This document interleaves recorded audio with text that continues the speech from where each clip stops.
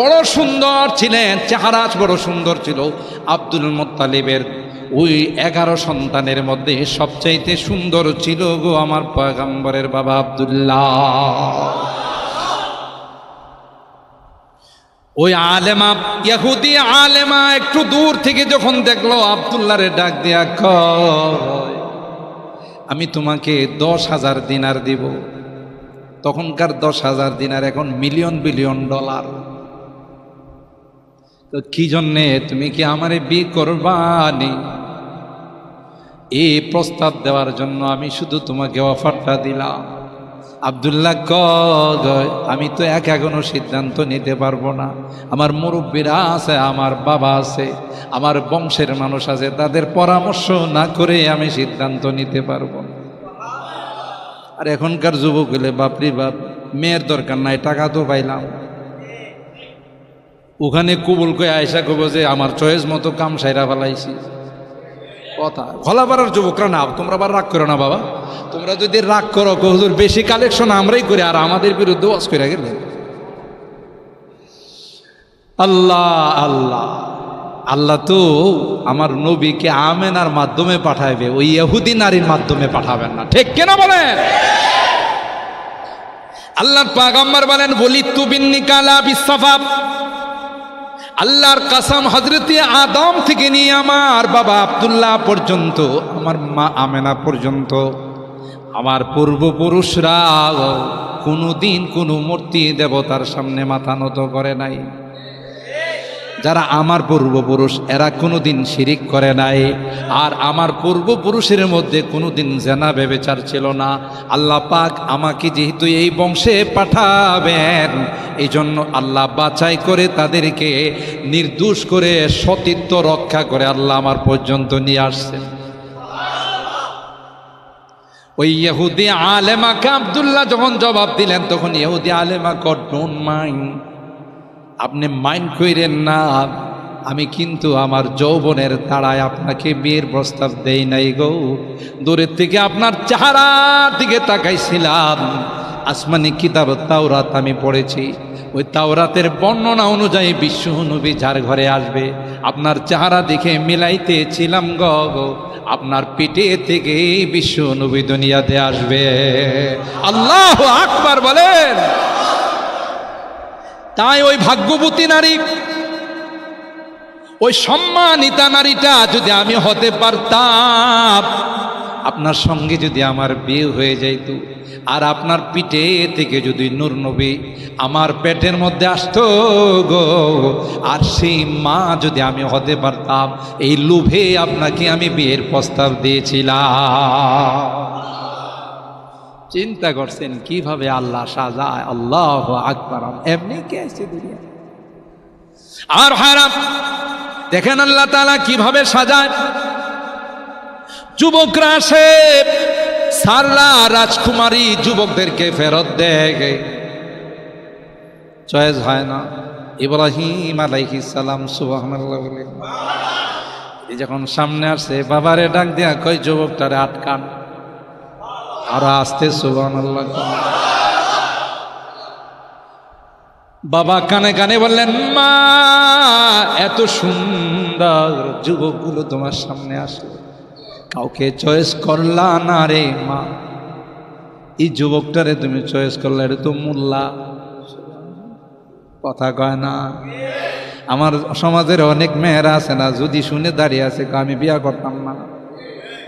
এই বেড়া দাঁড়িয়ে বেড়ারে বুড়া বেড়া দেখা যা।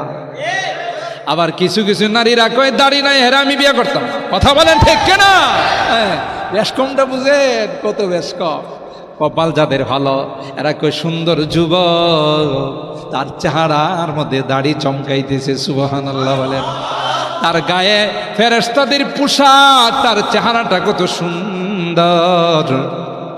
আমার এই যুবকের দরকার, কারণ এই সুন্নতি স্বামীর সাথে থাকলে আল্লাহর কাছে বলবো, আল্লাহ আমার স্বামীটা বড় সুন্নতি স্বামী ছিল, সুবহানাল্লাহ বলেন। আর যেগুলোর ভিতরে শয়তান ঢুকছে, কথা কয় না,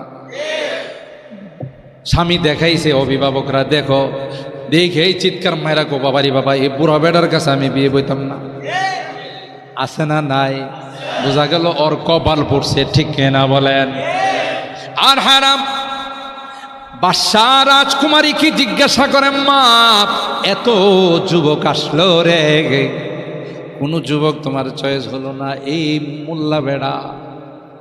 ওই রাজকুমারী ডাক দিয়া কই, বাবা আমি তো মিলাইতেছিলাম, যেই যুবককে আমি স্বপ্ন দেখেছিলাম যার সঙ্গে আমার বিয়ে হচ্ছে, একটা যুবকের চেহারাও আমার স্বপ্নের চেহারার সঙ্গে মিলতেছিল না। যখন এই যুবক আসলো, আমার স্বপ্নের চেহারা 16 আনা তার সঙ্গে মিলে গেল। সুতরাং আমার বুঝতে বাকি নাই রে, আসমানের মালিকের ইশারায় তার সঙ্গে আমার বিয়ে হবে। সুবহানাল্লাহ। কিতাবের মধ্যে আসে হযরত সারা রাদিয়াল্লাহু তাআলা আনহা এত সুন্দরী ছিলেন, এত সুন্দরী ছিলেন গো, যেই সারা হযরত ইউসুফ আলাইহিস সালামের দাদি। কথা কয় না? এই জন্য কিতাবের মধ্যে লিখে গো, ওই দাদির সৌন্দর্যটা কিছুটা হযরত ইউসুফ পাইছে। সুবহানাল্লাহ।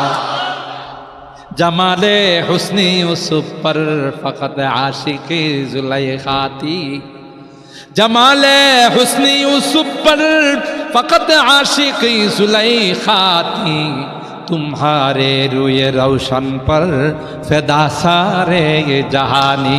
सुभान अल्लाह बोले।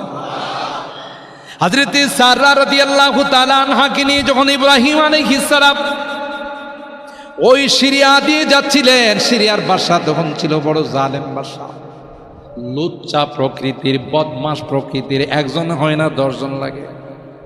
এরকম মানুষ বাংলাদেশে আছে না? এক এক রাত্রে এক এক পতিতা লয়ে যায়, কথা কয় না। এটি কি মানুষ না হাইওয়ান আর জানোয়ার? কথা বলেন ঠিক কিনা? দেখেন না ভাদ্র মাস আসলে কুকুর এক জায়গায় থাকে, খলাপাড়ার কুকুর সহিলপুর যায়, সহিলপুরের কুকুর আরও বিশ্ব রোডে যায়, কি তালাশ করে? কুত্তি তালাশ করে। কথা বলেন ঠিক কিনা? তাহলে একটা কুকুর আর কুত্তির যে স্বভাব, তুই যদি প্রতি রাত্রে একজনের কাছে যা, তোর তো তার চেয়ে তো আরো খারাপ। কথা বলেন ঠিক কিনা? আল্লাহ বলেন এরা তো চতুষ্পদ জন্তুর চেয়েতেও খারাপ। কথা বলেন ঠিক কিনা? আর খারাপ হযরত সারা রাদিয়াল্লাহু তাআলা আনহার খবর বাদশার কাছে পৌঁছে গেল, জাহাপনা এত সুন্দর নারী আমাদের চোখে কোনোদিন পড়ে নাই, তাইলে তারে নিয়ে আসো। নাউজুবিল্লাহ। আগে ইব্রাহিম খলিলুল্লাহকে ডাকছে, বুখারী শরীফের হাদিস, কোনো গল্প মনে করবেন না। আজকে এটা বলে আমি কালকে বাকিটা বলবো ইনশাআল্লাহ। হযরতে সারাকে বাদশা খবর দিল যে তাকে আমার খাস কামরায় ঢুকাই দাও। এর আগে ইব্রাহিম খলিলুল্লাহর ডাইকা কয়, তোমার কি হয়? ইব্রাহিম খলিলুল্লাহ চিন্তা করছেন, যদি বলে আমার বউ তাইলে তো হে আর নিস্তার দিবে না, এই জন্য বলছে আমার বোন হয়, তাইলে ভাই বোন যেহেতু কমপক্ষে হের ভিতরে যেন কিছু দয়া আসে। ইব্রাহিম খলিলুল্লাহ সারা রাদিয়াল্লাহু তাআলা আনহাকে ডাক দিয়া কই, সারা আমি কিন্তু বাদশারে কই আইছি, তুমি আমার বোন, তুমি যায় কিন্তু আবার কইও না তুমি আমার স্ত্রী, পেঁচ লাগবো। আর আমি আর তুমি ছাড়া তো মুসলমান কেউ নাই, সুতরাং বোন যে এটাও তো মিথ্যা না। কথা বলেন ঠিক কিনা? হযরত সাররাকে খাস কামরায় নিয়ে গেছে। নিয়ে যাওয়ার পর সাররা বাদশা সাররারে কয় আই লাভ ইউ। সাররা কয় আস্তাগফিরুল্লাহ। হ্যাঁ কয় কি? আমি বিশ্ব মুসলমানের মা। কথা বলুন ঠিক কিনা? সারা বিশ্বের মুসলমানের মা আমারে হে কয়, খারাপ কথা। বাদশা কয় উপায় না, যাইবা খাস কামরা, সিকিউরিটি গার্ড বাইরে দাঁড়াই, পালানোর জায়গা নাই রে, আমার প্রস্তাবে সারা দিতে হবে। কিন্তু সাররা তো নবীর পাগাম্বর, জানেন কোথাও যদি না থাকে একটা জায়গা, জোরে বলে আছে না নাই? আমি আমার মসজিদে বলি, মাঝে মধ্যে বয়ানে বলি, আমাদের দেশের কিছু বুদ্ধিজীব আছে, এটা আমি বুদ্ধিজীবী কই না, বুদ্ধি জানোয়ার কই। কি জন্যে? এরা দেখবেন বিভিন্ন টকশোতে, বিভিন্ন সেমিনারে এরা কি কয়, যুবতী নারীদেরকে স্কুল কলেজে ছাত্রীদেরকে শিখায়, তোরা রাস্তাঘাটে কোনো হিজাব পরবি না, এমনি আসা যাওয়া করবে, কোনো বখাটে পোলাবান যদি বিরক্ত করে হাত উঠায়া থাপ্পড় লাগাইবে, কয় না? যেখানে বিরক্ত করবে সেখানেই অ্যাকশন। প্রথম কথা হলো, যারা বিরক্ত করে নিঃসন্দেহে এরা চরিত্রহীন। কথা বলেন ঠিক কিনা? এটা নিঃসন্দেহে তাদেরকে আমরা কঠোরভাবে তাদের নিন্দা করি যে এটা কোনোদিন, তোমারও তো বোন আছে, তুমি নিজের বোনের সাথে এরকম করবা, তো এও তো আরেকজনের বোন। কথা বলেন ঠিক কিনা? যদি কেউ এটা ভাবে যারে আমি বিরক্ত করতেছি, যার সাথে আমি খারাপ ধারণা করতেছি, এ তো কেউ না কারো বোন, কেউ না কারো মা। কথা বলেন ঠিক কিনা? আমি কি আমার মার সাথে এরকমের খারাপ আচরণ করতে পারবো? আমার আপন বোনের সাথে করতে পারবো? এটা যদি ভাবে তাইলে তো সেগুলো করতে পারে না। এটা নিঃসন্দেহে নিন্দনীয়। কিন্তু প্রশ্ন হলো, তারপরেও তো শয়তান জিন্দা, ঠিক কিনা বলেন? শয়তান জিন্দা। শয়তান তো যুবক ছেলেদেরকে উস্কে দিবে, কিন্তু যেই যুবতীটা হিজাব ছাড়া, গায়ে কাপড় ছাড়া বা হালকা পাতলা কাপড় পরে বের হলো, এই যুবতীরও দোষ আছে না? যুবতীর চেয়েতে বেশি দোষ হলো তার অভিভাবকের, ঠিক কিনা বলেন? যেই অভিভাবক যুবতীকে হিজাব পড়ায়া দেয় নাই, বোরকা পড়ায়া দেয় নাই, এই অভিভাবকেরও অনেক বড় অপরাধ, পাপ, যে তোমার যুবতী মেয়েটাকে তুমি খোলা অবস্থায় কেন ছেড়ে দিলা। কথা বলেন ঠিক কিনা?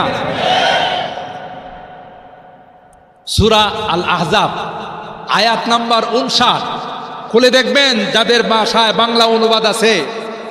আল্লাহ এই আয়াতের মধ্যে বলেন, কোন নারী যদি বোরকা পরে রাস্তায় বাইর হয়, প্রয়োজনে যদি বাজারে যায়, প্রয়োজনে যদি হাসপাতালে যায়, প্রয়োজনে যদি স্কুল কলেজেও যায় বিদ্যা অর্জন করার জন্যে, আর বোরকা পরে যদি শালীন পোশাক পরে বের হয়, আল্লাহ বলেন এই নারী ঘরে আসা পর্যন্ত তার দায়িত্ব আমার। কে বলছেন? আল্লাহর কথা ঠিকও হতে পারে, নাও পারে। আল্লাহ আল্লাহ, যে জায়গাতে বোরকা বললে দায়িত্ব নিছেন আল্লাহ, সেখানে আপনি যদি নারীটাকে বোরকা ছাড়া বের করেন, তারে যদি বিরক্ত করে, দোষটা কি পোলার বেশি না মেয়ের বেশি? যাদেরকে করে তাদেরও কম দোষ না, তারা কেন এইভাবে বের হলো? কথা বলেন ঠিক কিনা? এরপরও আমার যে কথাটা বলা এখানে উদ্দেশ্য, কোরআন হাদিসের আলোকে খুব খেয়াল করবেন, যে বুদ্ধিজীবীরা তাদেরকে শিখাই দেয় যে তোমাদেরকে যদি উত্ত্যক্ত করে, একটা নারীকে, একটা মেয়েকে যদি কথা শিখাই দেয়, কোনো বখাটে কোনো যুবক যদি তোমাকে উত্ত্যক্ত করে, ইফটিজিং করে, তাহলে সাথে সাথে তুমি থাপ্পড় মারবা। আপনারা বলুন, একটা মেয়েকে একটা ছেলের সঙ্গে কোনোদিন পারবে? তাইলে এই বুদ্ধিজীবী জানোয়ারগুলো মূলত বাঁচার জন্য দেয় নাই পরামর্শ, মারার জন্যে। যেই যুবক, বখাটে যুবক, তাকে উত্ত্যক্ত করলো, এরপর যদি উল্টা তার গায়ে থাপ্পড় লাগায়, রাগ কমবে না বাড়বে? আর এই রকমের কাজ যারা করে, এরা একা করে না, একটা গ্যাং নিয়ে করে। এদের সাথে 4-5 জন আছে না নাই? এমনিতেই একটু বিরক্ত করছে, যদি সে কথাটা না বলে চুপচাপ চলে যায়, তাহলে এরা হয়তো আস্তে আস্তে চলে যাবে। আর যখন উল্টা অ্যাকশনে যাবে, তখন তাদের রাগ বাড়বে না? বাড়বে না? তখন বলবে যে আরে তোরে তো এমনি একটু সিপদি করছিলাম, আচ্ছা তুই যখন হাত উঠাইছস, এবার তোরে গুম করে পেলাম। দেখা যায় যে তাকে উঠায় নিয়ে চলে গেল, কোথায় নিয়ে রাগের বশবর্তী হয়ে তাকে মেরে ফেললো। কথা বলেন ঠিক কিনা? এই যে মার্ডারটা হলো, এই যে গুমটা হলো, আমি মনে করি এর জন্য আমার দেশের এই বুদ্ধিজীবী জানোয়ারগুলো হলো দায়ী। কথা বলেন ঠিক কিনা? এখন কথা হলো, যদি এই রকমের বিপদে পড়ে যায়, তাইলে এই মেয়েগুলো কি করবে? ঠিক কিনা? এটা কোরআন শিখাইছে। হজরতে সাররা আলাইহিস সালাম শিখাইছেন, হজরতে ইউসুফ আলাইহিস সালাম শিখাইছেন। কথা বলেন ঠিক কিনা? ওই মেয়ে যখন বিপদে পড়বে, কেউ তার আশপাশে নাই, আত্মীয় স্বজন নাই, কে তার হেল্প করবে, সহযোগিতা করবে? সুতরাং তখন তার উচিত হবে তাদের সঙ্গে মোকাবেলা না করে মনে মনে আল্লাহর কাছে বলা। কথা বলুন ঠিক কিনা? যদি বোরকা না থাকে, আল্লাহর কাছে তওবা করা, আল্লাহ বড় ভুল হয়ে গেছে, আমি বোরকা পরে আসি নাই, আর কোনোদিন বোরকা ছাড়া বের হব না। কথা বলুন ঠিক কিনা? দুই নাম্বার বলবে আল্লাহ এই যুবকদের কলব তো তোমার হাতে, কথা বলুন ঠিক কিনা? মালিক রে, আমি তো অসহায়, আমি তো কিছুই করতে পারবো না, তুমি তাদেরকে হেদায়েত দিয়ে দাও। আল্লাহর কসম গো, বলতে দেরি হবে আমার আল্লাহ তাদের কলবকে পরিবর্তন করতে দেরি হবে না। ঠিক কিনা বলেন? হযরত সাররা বাদশাহ যখন তার গায়ে হাত দিতে চাইল, সাররা কয় সমস্যা নাই, আপনার প্রস্তাবে আমি সাড়া দেব। আমি মাত্র 2টা রাকাত নামাজ পড়িনি, সুবহানাল্লাহ জোরে বলেন।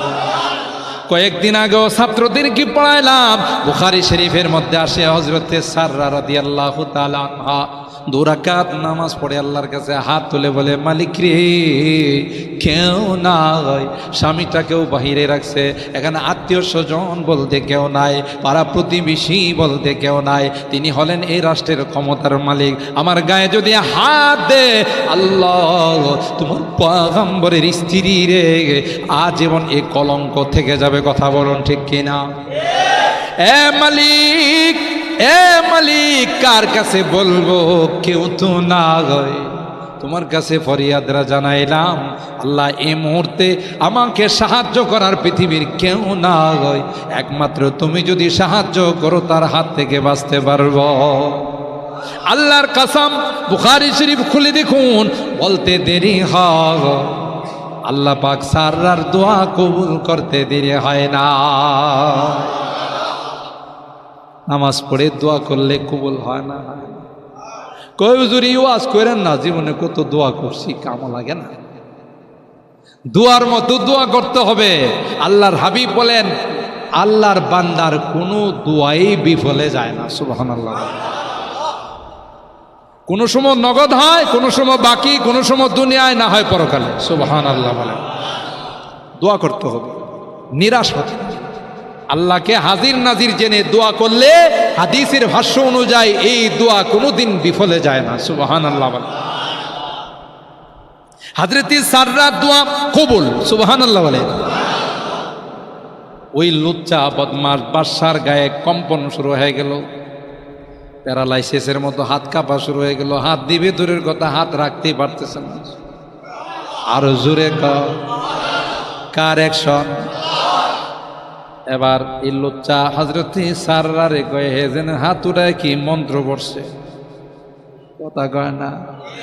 এটা হলো মুনাজাতের মন্ত্র, এটা হলো আল্লাহর কাছে দোয়া, সুবহানাল্লাহ জোরে কয়। এবার কয়, তুমি যদি আমার জন্য একটু দোয়া করো, আল্লাহ যদি আমারে সুস্থ করে দে, আর তোমার দিকে হাত বাড়াবো না। কিন্তু কয়টা কথা আছে না, কয়লা ময়লা ধুইলে যায়, ঠিক কিনা? হযরতে সাররা বলছে, কথা ঠিক থাকবে তো? বলে হ্যাঁ। আল্লাহরে কয়, আল্লাহ এটারে ভালো করে দাও। হ্যাঁ বলে, আর করবো না। আল্লাহ কয়, সাররা তোমার দোয়া কবুল করলাম, ভালো করে দিছি, কিন্তু কুকুরের লেজরে যদি আপনি সোজা করার জন্য 2 কেজি ঘি মাখেন, এটা সোজা হইব না আরো বাঁকা হইব? লেজে কইব যে এতদিন তো শক্ত হওয়ার কারণে বেশি করে বাঁকা হইতে পারে না, এখন ঘি মাইজা নরম করে দিছ, আরো বাঁকা হয়, কথা কয় না। কামারের দোকানের সামনে একটু দাঁড়ায়েন, লোহারে যখন পিটায় একটা আওয়াজ হয়, যেই সেই কথা কয় না। লোহারে যখন পিটায়, লোহা কামারে পিটায় লাভ নাই, তুই কি পিটায় আমারে পিতল বানাইতে পারো, আমি যেই, কথা কয় না। এই বদমাশ হযরত সাররা দোয়া করে যখন ভালো করে দিলেন, আবার তার দিকে হাত বাড়াইলেন, নাউজুবিল্লাহ বলেন। সাররা আবার আল্লাহর কাছে দোয়া করলেন, আল্লাহ এর তো হেদায়েত হয় নাই। আবার তার অবস্থা খারাপ হয়ে গেল। 1 বার 2 বার 3 বার যখন এরকম করলো, আর সাররাও কার কাছে কয়? আর জোরে বলেন, কার কাছে কয়? 3 বারের মাথায় বুঝতে পারছে, সর্বনাশ, এটা তো সাধারণ কোনো মানুষ নয় রে, এটা নিশ্চয় কোনো বড় মাপের মানুষ, সুবহানাল্লাহ। ওই জালেমের বুঝতে বাকি না, হাত তুলে কারে জেনে কি কয়, আর ইনি সাথে সাথে রিসিভ করে অ্যাকশনে যায়, কথা বলুন ঠিক কিনা? হযরতে সাররাকে 3 নম্বরের মাথায় বলে, না না না, আবার তুমি আমারে ভালো করে দাও, আমি তোমার দিকে হাত বাড়াবো না রে। আমি যদি ভালো করে দাও তোমাকে নিরাপদে বিদায় দেব। 3 বারের মাথায় যখন ভালো হয়ে গেছে, চাকরদেরকে ডাক দিয়া কয়, রাজপ্রাসাদের সিকিউরিটি গার্ডদের ডাক দিয়া কয়, এই জিন্দারে কুত্তিকে নিয়ে এসো, এটা হাত তুইলা কি যেন কয়, আর আমার অবস্থা কেরোসিন হয়ে যা, তাড়াতাড়ি বাহির কর। আর এটা অনেক সম্মানিত মানুষ রে, এটা বড় দামি মানুষ, কথা বলুন ঠিক কিনা। সাথে করে রাজপ্রাসাদ থেকে আরেকজন বান্দি তার খেদমতের জন্য লাগাই দিছে, যেই বান্দির নাম হলো হযরতে হাজেরা। সুবহানাল্লাহ। সাররার ঘরে আল্লাহ পাক কোনো সন্তান দেয় না গাই। হযরতে হাজেরা ইব্রাহিম আলাইহিস সালাম পরবর্তীতে বিয়ে করলেন। বিয়ে করার পর তারপরও কোনো সন্তান হয় না। ইব্রাহিম আলাইহিস সালামের বয়স হয়ে গেল 120, আর সারার হাজেরা আলাইহিস সালামের বয়স হলো 99। আল্লাহর কাছে দোয়া করে, আল্লাহ একটা নেককার সন্তান তুমি আমারে দিবানি।